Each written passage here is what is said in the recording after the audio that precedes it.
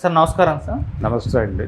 Sir singer Pravasthi ఆరాధ్య పాడుతా తీయగా and దాంట్లో ఉన్న జడ్జెస్ పైన ఆరోపణలు చేసిన తర్వాత రకరకాల చర్చలు అయితే జరుగుతున్నాయి మీడియా వేదికగా.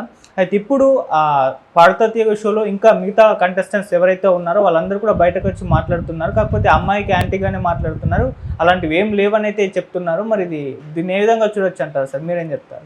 అంటే ఆ అమ్మాయికి అన్యాయం జరిగింది అనేది ప్రపంచం బలంగా ఫీల్ అవుతోంది. అంటే తను బయటకు వచ్చి తన బాధని వెళ్ళగక్కింది అమ్మాయి మీడియా ముఖంగా. అంటే ఒక వీడియో చేసి పోస్ట్ చేయటం మాత్రమే కాకుండా చాలా ఛానల్స్కి వెళ్ళి ఇంటర్వ్యూ ఇచ్చి తను ఎక్కడెక్కడ సఫికేట్ అయిందో చాలా స్పష్టంగా చెప్పింది ఆవిడ. అయితే అది పర్సనల్ లెవెల్లో అమ్మాయి హర్ట్ అయ్యి ఆ పెయిన్ నుంచి, అలాగే పేరెంట్స్ కూడా హర్ట్ అయ్యి ఈ వాళ్ళ కుటుంబం మొత్తం కూడా ఇబ్బంది పడి మాకు అన్యాయం జరిగింది అని చెప్పి రోడ్డు మీదకి వచ్చి మాట్లాడే ప్రయత్నం అయితే చేశారు. అలా జరగలేదు వాళ్ళు చెప్పిన పద్ధతిలో అని ఆల్రెడీ సునీత గారు మాట్లాడారు. కాకపోతే ఇక్కడ కీరవాణి గారి మీద కూడా ఒక ఇది జరుగుతోంది. ఆయన కూడా భాగస్వామి కదా దీనిలో, ఆయన ఎందుకు మాట్లాడట్లేదు అని. ఆయన కూడా మాట్లాడాలి కదా బయటకు వచ్చి ఏదో ఒకటి. ఆయన మీద చాలా పెద్ద ఎత్తునే దాడి జరిగింది. దాడి అంటే ఆ అమ్మాయి ఇచ్చినటువంటి లీడ్స్ ఆధారంగా ఆయన ఈ అమ్మాయి మీద కొంత నెగిటివ్గాను అలాగే ఇబ్బందికరంగా కూడా వ్యవహరించినట్టుగా థంబ్నెయిల్స్ పెడుతున్నాడు. ఆ అమ్మాయి అయితే ఆ మాట అనలేదు. ఆయన ఏదో తనని వీళ్ళు అనుకుంటున్నట్లుగా హెరాస్ చేయలేదు ఆయన. అది ఆవిడ మాటలు వింటే అర్థమవుతుంది. ప్రవస్తి చాలా స్పష్టంగా చెప్పింది ఆయన జెంటిల్గానే ఉన్నారు అని. కాకపోతే ఆ అమ్మాయి ఇచ్చినటువంటి లీడ్స్ పట్టుకుని అత్యుత్సాహంతో విచిత్రమైనటువంటి థంబ్నెయిల్స్ పెట్టి ప్రచారం చేస్తున్నారు. దీన్ని ఆపాలంటే కీరవాణి గారు ఇమ్మీడియట్గా బయటకు వచ్చి మాట్లాడాలి కదా. ఒక పెద్ద మనిషిగా ఆయన రియాక్ట్ అవ్వాలి. పెద్ద మనిషి అంటే ఇన్ ది సెన్స్ ఎల్డర్లీ అని. ఆయన బయటకు వచ్చి ఇగో అమ్మా నువ్వు ఇలా అనుకున్నావా, అయ్యో నువ్వు ఇలా అనుకుంటావని నేను అనుకోలేదు. ఆ టైంలో జడ్జిగా ఉన్నప్పుడు అక్కడ నిష్పక్షపాతంగా ఉండాల్సి వస్తుంది, అలాగే తప్పుని తప్పుగాను ఒప్పుని ఒప్పుగాను చెప్పాల్సి వస్తుంది. అనిపించింది చెప్పాలి. ఈ అనిపించింది చెప్పడంలో ఎక్కడైనా నేను నిన్ను హర్ట్ చేసి ఉంటే సారీ తల్లి, నువ్వు అసలు ఈ ఫీల్డ్ వదిలేసి వెళ్తాను, ఇలాంటివి మాట్లాడకు, రా మనం మాట్లాడుకుందాం, నువ్వు మళ్ళీ షోలో పార్టిసిపేట్ చేద్దుగా, నేను ఉన్నాను నీకు. ఈ పద్ధతిలో ఒక మాట చెప్పాలి కదా. ఆయన ఎందుకు అడ్మిట్ చేయట్లేదు, ఎందుకు మాట్లాడట్లేదు అనేది గొడవ.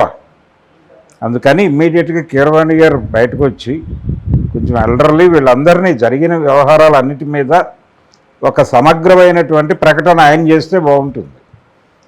మాట్లాడుతూ ఆ అమ్మాయిని కొంచెం దగ్గరికి తీసుకునే పద్ధతిలో సునీత గారు మాట్లాడారు. కానీ దానిలో కూడా రకరకాల ధ్వనులు నడిచినాయి. ఆవిడ ఒక తల్లి హృదయం నాది, తల్లిగా స్పందించి మాట్లాడుతున్నాను ఇలా చెప్పారు ఆవిడ.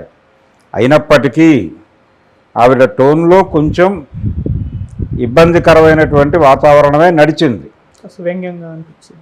వ్యంగ్యము, అలాగే రకరకాల, అంటే ఈ జరిగినది ఎక్కడో ఆవిడని గాయపరిచింది అనే విషయం వినేవాళ్ళకి అర్థమవుతుంది. ఆవిడ ప్రశాంతంగా చెప్పడానికే ప్రయత్నం చేశారు. ఆవిడకంటే ప్రవీణ్ గారు ఇంకా ప్రశాంతంగా చెప్పింది. ఆవిడ ఎటువంటి సైడు లేకుండా బ్యాలెన్స్డ్గా మాట్లాడింది ఆవిడ.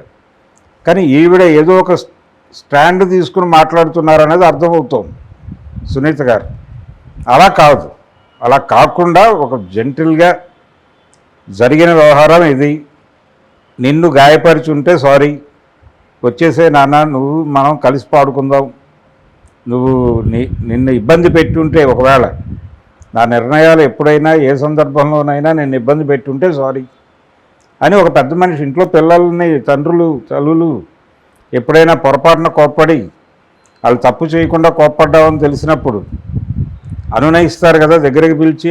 అదే చేయండి మీరు అమ్మాయిని, చేసి ధైర్యం చెప్పండి. ఇప్పుడు ఇలా మాట్లాడటం వల్ల ఏంటంటే తను మమ్మల్ని మా మీద దాడి చేసింది కాబట్టి మేము దాడి చేస్తామన్నట్టు మొదలు పెడితే మీరు ఈ ఫీల్డ్లో ఉన్నారు, మీకు పోయే కెరియరు లేదు, వచ్చే కెరియరు లేదు. మీకు జస్ట్ ఇది ఒక మీ జీవితంలో ఒక పొడిగింపు లాంటి కార్యక్రమం. కెరియర్ పరంగా మీ కెరియర్ జీవితంలో ఇది ఒక పొడిగింపు. కానీ ఆ అమ్మాయి ప్రారంభంలో ఉంది. ఆ ప్రారంభంలో ఉన్న ఆ అమ్మాయి చెప్తోంది ఓపెన్గా, నేను దీన్ని ఈ కెరియరే వదిలేసి వెళ్ళిపోతాం అనుకుంటున్నానని. అలాంటి నిర్ణయం తప్పు నాన్న అని చెప్పి హక్కును చేర్చుకోవాలి కదా వీళ్ళు. మ్యూజిక్ లవర్స్ అయితే అది ఎందుకు చేయట్లేదు వీళ్ళు? అది ఇబ్బందికరం. దాని మీద చాలామంది బాధపడుతున్నారు. చాలామంది ఇదే టాపిక్ అంటే అక్కడ తప్పు జరిగిందా లేదా అన్నది కాదు గొడవ. ఆ అమ్మాయి చెప్పింది పూర్తిగా నమ్మి కూడా కాదు. ఆ అమ్మాయి చెప్పిన దానిలో గందరగోళం ఉంటే ఉండొచ్చు కాక, దాన్ని అంటే ఆ పెయిన్లో నుంచి వస్తుంది అదంతా. కాబట్టి నిజానిజాలు తెలుసు మాకు, అయినప్పటికీ ఆ పిల్ల హర్ట్ అయింది అని చెప్పి అనునయంగా దగ్గరికి తీసుకుని ఓదార్చి తనని ఒక సరైన మార్గంలో పెట్టాల్సిన బాధ్యత గురువులుగా వారికి ఉంది కదా జడ్జెస్కి. దాన్ని ఎందుకు పట్టించుకోకుండా బిహేవ్ చేస్తున్నారు వీళ్ళు? ఇక్కడ డౌట్ వస్తుంది. మిగిలిన ఇప్పుడు ఆ అమ్మాయి మాట్లాడిన రోజున ఆ అమ్మాయి ఎక్కడో డీప్గా కోరుకుంది, నేను ఎలిమినేట్ కాకూడదు అనుకుంది, అయ్యింది. ఈ అవటం అనేది ఆ అమ్మాయికి నచ్చలేదు, వాళ్ళ పేరెంట్స్కి నచ్చలేదు. కొంచెం వైల్డ్ రియాక్షనే కనిపించింది. సర్దుకుపోతుందిలే, కాసేపు ఒక వీడియో చేసేసింది, కొంత దాన్ని అందిపుచ్చుకుని చాలామంది వాళ్ళని ఇంటర్వ్యూ చేశారు అప్పటికప్పుడే. ఆ ఇంటర్వ్యూలో కూడా అమ్మాయి ఎక్కడా మాట మార్చలేదు. వీడియోలో ఏం మాట్లాడిందో అదే మాట్లాడింది. అంటే అమ్మాయి రియల్గా మనసులో ఎక్కడో పెయిన్ ఉంది అమ్మాయికి. అది ఎవరు కాదనలేని సత్యం. కానీ దాన్ని ఎలా హీల్ చేయాలనే దానికి సంబంధించి ఒక ప్రోగ్రాం ఉండాలి కదా. వాళ్ళకి కాదు, వీళ్ళకు ఉండాలి కదా. షో నిర్వాహకులకు ఉండాలి, జడ్జిలకు ఉండాలి. అట్లా బిహేవ్ చేయట్లా వాళ్ళు మాట్లాడుతున్నంతసేపు అలాంటివి ఏవి జరగవు, అన్నీ తెలిసే జరుగుతాయి కదా. కాస్ట్యూమ్ ఇచ్చేటప్పుడు మన పేరెంట్స్ ఉంటారు, అసభ్యమైనటువంటివి వాళ్ళు ఎలా ఆమోదిస్తారు, ఇలా ఎవరి అనుభవాలు వాళ్ళు చెప్తున్నారు. కొంత షోకి డ్యామేజ్ జరుగుతుంది. పైగా ఇది ప్రెస్టీజియస్ ఈవెంట్, ఇది 25 సంవత్సరాలు అయిన సందర్భంగా చేస్తున్న ఈవెంట్. అందుకని ఈ ప్రెస్టీజియస్ ఈవెంట్ మీద ఇలాంటి అనుమాన మేఘాలు కమ్ముకోవటం అనేది వాళ్ళని ఇబ్బంది పెడుతోంది. అందుకని చాలా బల్క్ వీడియోస్ చేస్తున్నారు ఆ షోకి పాజిటివ్గా. చెయ్యండి, ఆ ఎఫర్ట్ వాళ్ళల్లో నుంచి ఆ కోపాన్ని తీసేయటానికి ఎఫర్ట్ పెట్టండి, సరిపోతుంది. ఈ గోళంతా ఎందుకు?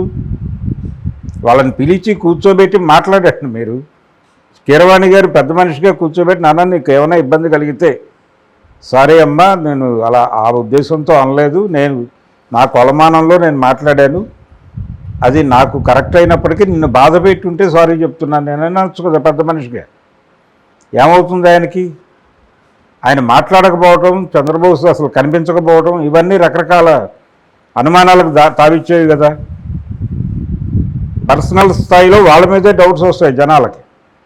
ఏమో ఇలా బిహేవ్ చేస్తున్నారంటే వీళ్ళు నిజంగానే దుర్మార్గులేమో అనుకోవచ్చు కదా జనాలు.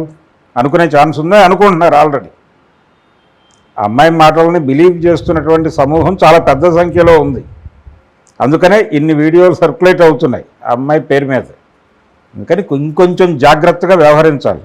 ఓకే, ఎవరైతే గాయపడ్డారో ఆ గాయపడిన వారి గాయాన్ని మాన్పడానికి ఏం చేయాలో ఆ దిశగా ఆలోచిస్తే సమస్య పరిష్కారం అవుతుంది. ఓకే సార్, ఇంకోటి ఏంటంటే సార్, ఈ షోలలో ఏమన్నా కుల వివక్ష ఉందా అన్న వేలో కూడా చర్చ జరుగుతుంది. అంటే సునీత గారి కులం ఏంటి, ఈ పిల్ల ఆరాధ్య సింగర్ ఎవరైతే ఉన్నారో ఈమె కులం ఏంటి అన్నట్టు కూడా నెటిజన్ సెర్చ్ చేస్తున్నట్టుగా ఒక రిపోర్ట్ అయితే వచ్చింది సార్. అంటే కుల వివక్ష ఏమన్నా ఉందా, అటువంటి యాంగిల్ ఏమన్నా ఉండే ఛాన్స్ ఉన్నాయా సార్? చాలా ఉంటుంది. అంటే సినిమా ఇండస్ట్రీలో క్యాస్ట్ ప్రమోట్ అవుతుంది అనే దానికి సంబంధించి రకరకాల అభిప్రాయాలు ఉన్నాయి. కె విశ్వనాథ్ గారు ఎవరినైనా తన దగ్గర పనిచేయడానికి పెట్టుకునే ముందు ఆయన భుజం మీద చేసి ఇలా నిమురుతారు అని ఎంతమంది చెప్తారు ఇండస్ట్రీలో. అది నిజమా కాదా అనేది వేరే గొడవ. అది నిజమని నేనైతే అనుకోవడం లేదు. ఎందుకంటే ఆయన దగ్గర అన్ని కులాల వాళ్ళు పనిచేయడం నాకు తెలుసు. కాకపోతే ఇది ఒక మాట చెల్లుబాటులో ఉంది. ఆయన అంటే అక్కడ జంజం తగిలితే మనవడే అని చెప్పి తీసుకుంటాడని. రెండోది వీళ్ళు లింగధారులు, చాలా ప్రపంచం బ్రాహ్మణ దీనిలో పెడుతోంది, కానీ లింగధారులు వాళ్ళకి ఇంకో పద్ధతిలో ఉంటుంది అది.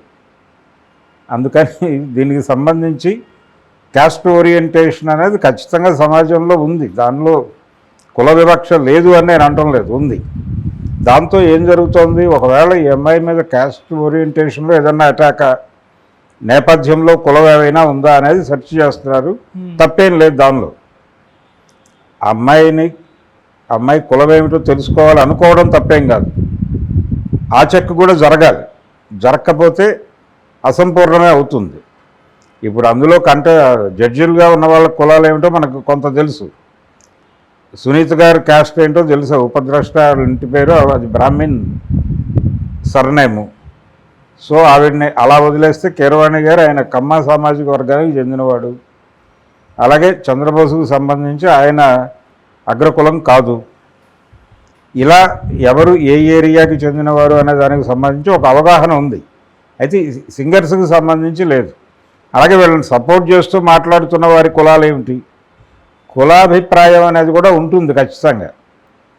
కులానుభవం కూడా ఉంటుంది. కులానుభవం అనే పదం తెలుగులో లేదు, కానీ ఏ కులం వారి అనుభవాలు వారివే. ఆ అనుభవాలు ఇంకో కులానికి ఉండవు. ఎందుకంటే వాళ్ళకి మాత్రమే ఆ కష్టాలు ఉంటాయి కాబట్టి వాడు ఎక్స్పీరియన్స్ చేస్తాడు దాన్ని. ఇంకో కులంలో ఇంకో కష్టాలు ఉంటాయి, వాటిని కులానుభవంతో వాళ్ళు మాట్లాడుతూ ఉంటారు. కులం అనేది ఒక రియాలిటీ అనే విషయం అర్థం చేసుకుంటే సమాజం ఈ రకమైనటువంటి అనుమానాలు రావు.